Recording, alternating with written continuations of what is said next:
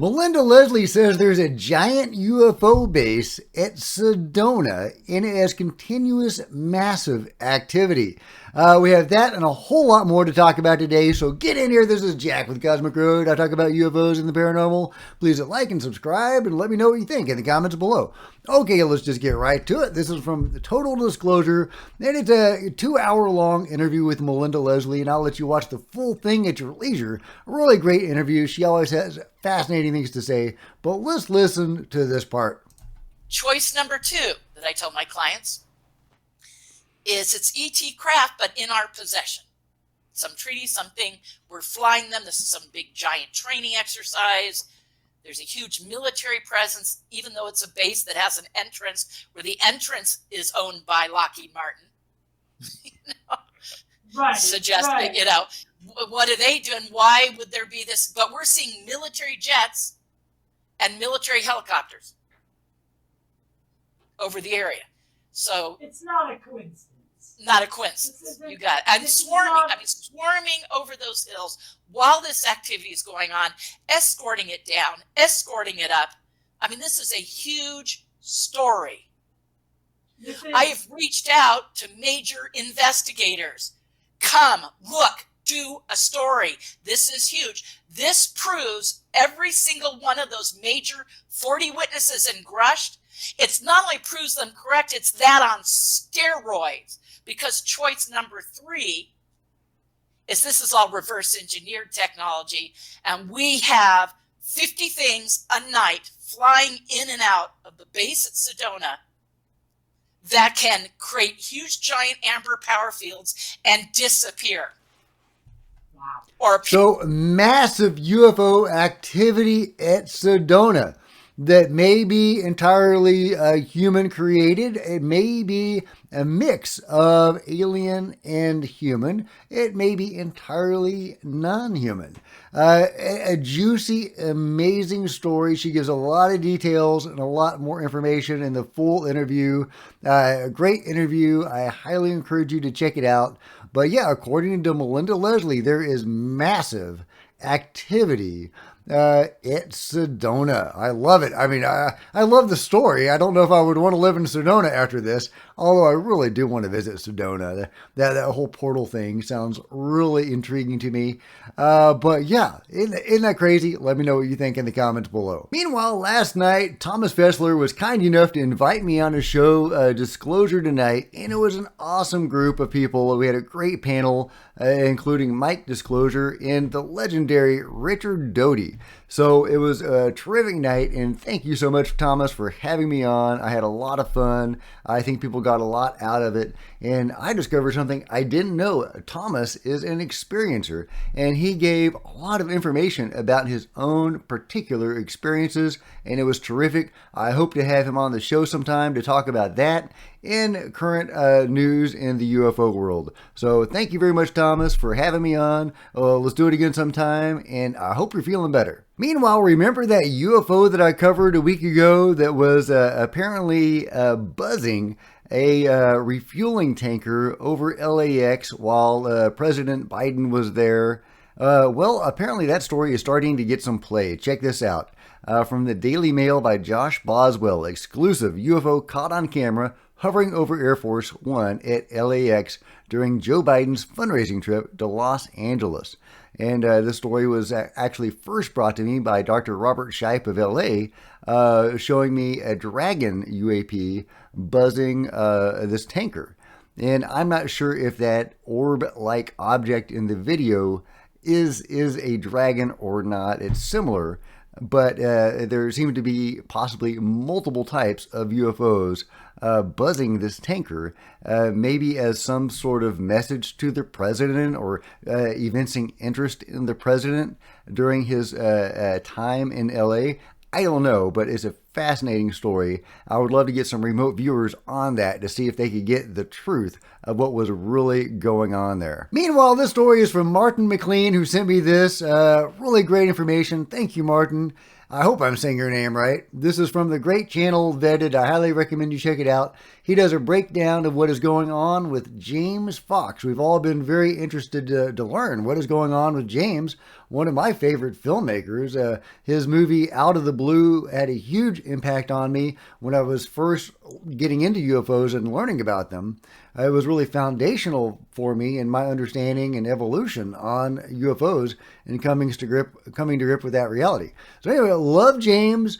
It looks like it appears, allegedly, I don't want to get sued, but it appears like the company that bought out his the production company that he was working with, 1091, Chicken Soup for the Soul or whatever version of that company bought it out.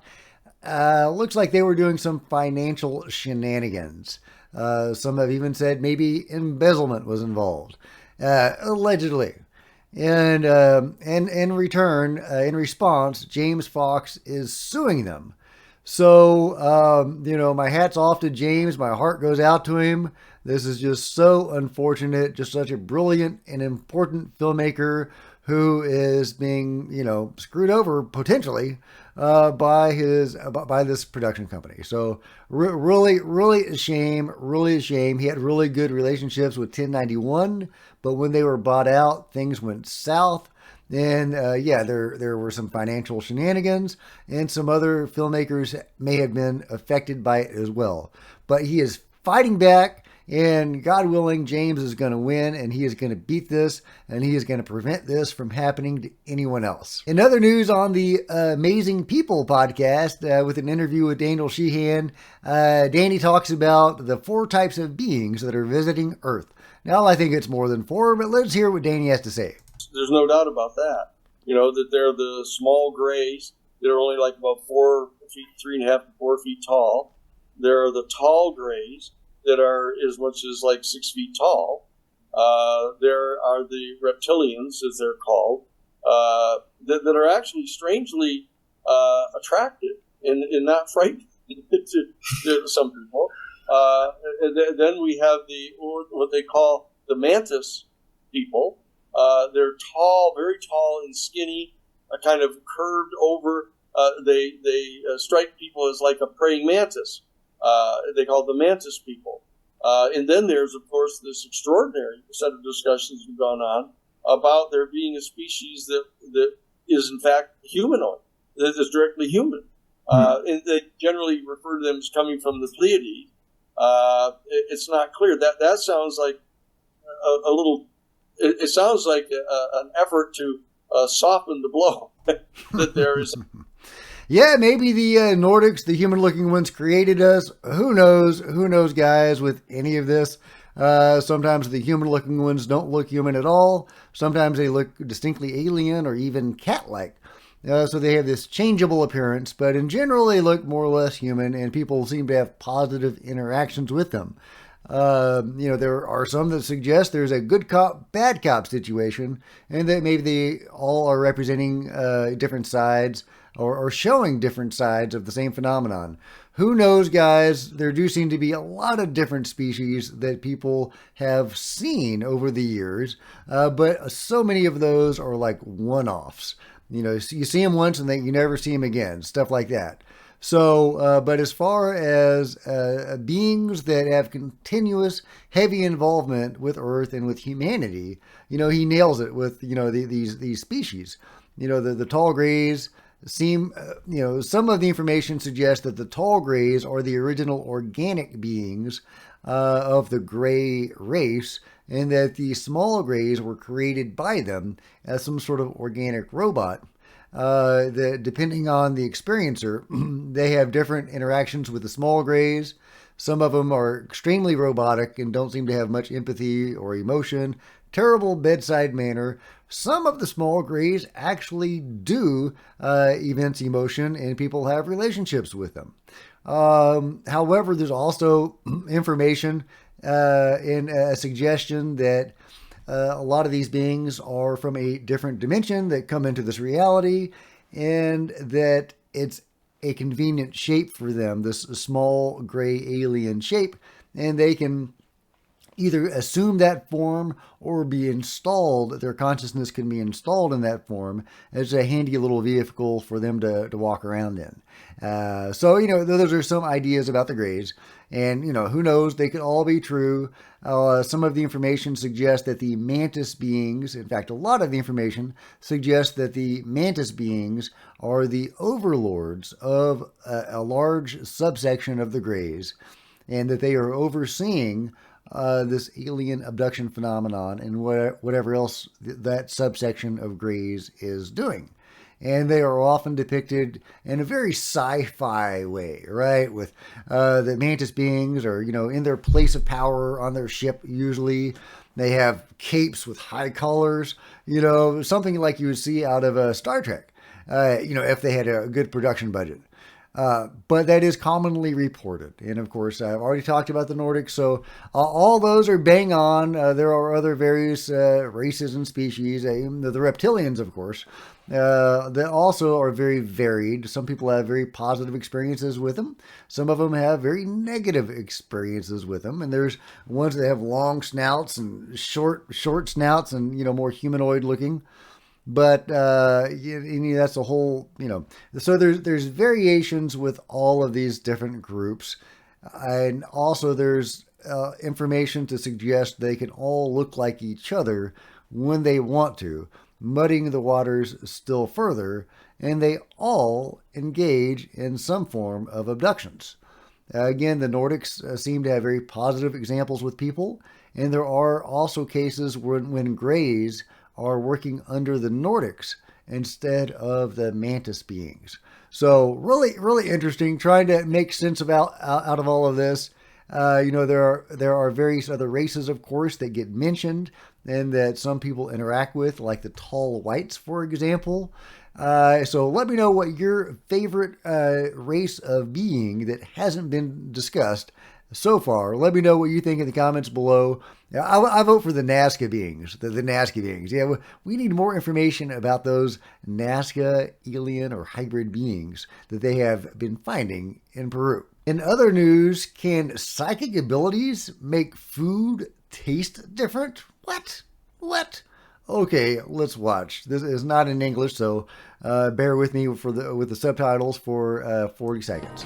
Okay, it's got music, so let's start again. The parapsychologist hands the girl 2 halves of an apple, 1 half with irregular fruit flavor.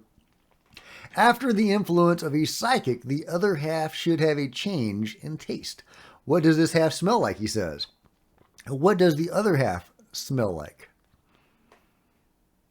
Yes, completely different smell. What psychics can influence, can put some sort of psychic imprint on a food and make it smell or even taste differently?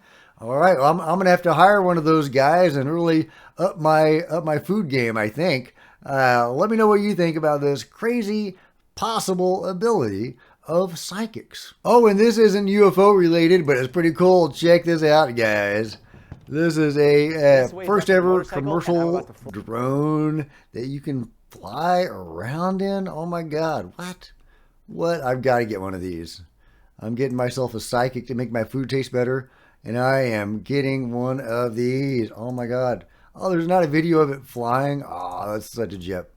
But you look at that badass personal transport that can be flown around. Love it.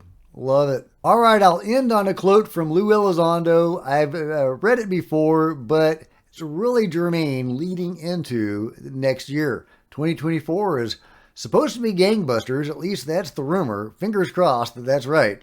But Lou says, have no fear. We already have a plan B, plan C, and so forth.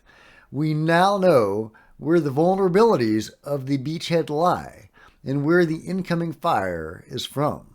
This is extremely important and valuable for disclosure. I love it. They know the vulnerabilities of the beachhead, of the cover-up, of the UFO control group. And they know where the incoming fire is coming from, and they're going to dodge it, and they're going to fire back. I love it, Lou. You go get them. You wreck that furniture. I can't wait to see some serious furniture wrecking, hopefully starting in January. Bring it on. I'll put my head down when the furniture starts to fly. But let me know what you think about this and everything else covered today in the comments below. And if you've enjoyed this video, please give me a big thumbs up.